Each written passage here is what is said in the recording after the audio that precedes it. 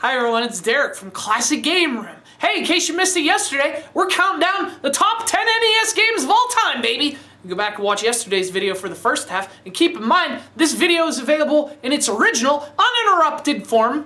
We cut it in half with a sword, but you can see it in its original form on the CGR Undertow DVD. You'll love the DVD. It's got all kind of stuff on it. It's a combination of video games, journalism, and murder! On with the countdown!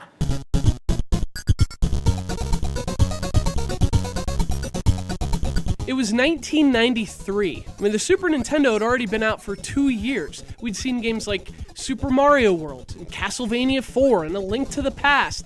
I mean, the NES era was over.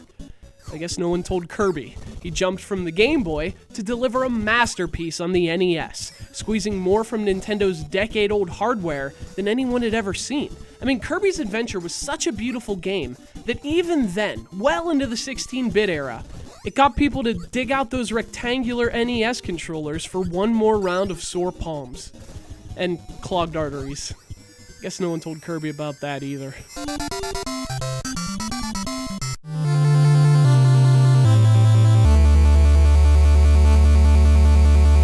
You know, they used to call them screens. You know, you beat one, you went to the next screen. The NES changed that. On the NES, you didn't just go to a new screen, you went to a new world. And that difference was never as clear as it was on Zebes. I mean, this was an entire planet. This was a massive, complex, creepy alien planet. And with no direction, you had to explore every inch of it, every cave and every crevice if you wanted to beat the game. And in fact, Metroid didn't even feel like a game. It had atmosphere, it had dread, it had an ending that would challenge the assumptions of its entire industry. Metroid isn't just a great game, it's one of the most important games ever.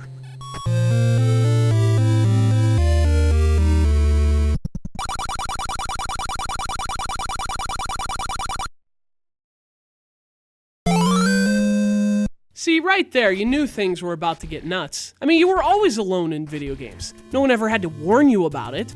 This time was different. This time it really was dangerous to go alone. And that's because this time, you really were going somewhere. I mean, like Metroid, this wasn't just some side-scroller. You weren't just walking to the right in Zelda. You were adventuring everywhere. Hyrule was unlike any place gaming had ever gone.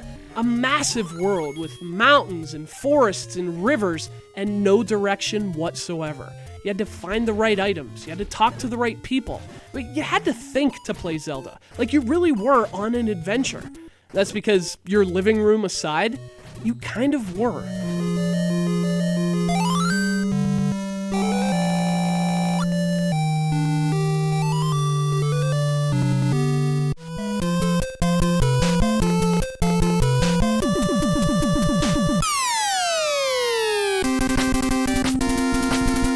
Look, Zelda was great, but Zelda got better. Metroid got better. A lot of NES games, even the greatest NES games, got better on later consoles. It took years to perfect their mechanics and their design. It took Mega Man 19 months. I mean, the original Mega Man was already a great game, but just 19 months later, it was perfected with Mega Man 2. But this is like the Swiss watch of game design. A piece where every gear, every spring, every piece of metal is honed with absolute precision. On a system packed with classic games, none play better or have more character than Mega Man 2. Well, except maybe one.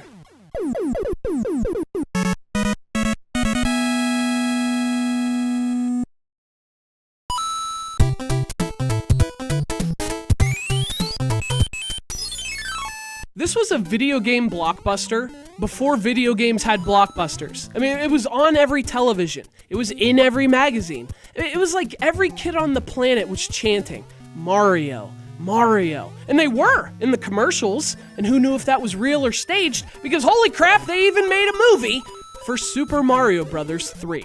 The hype was incredible. And yet when you finally played it, it felt like it was being undersold. Super Mario Bros. 3 is the greatest NES game ever.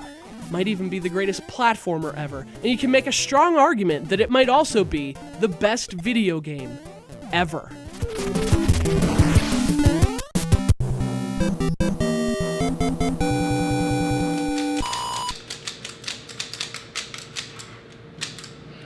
not working.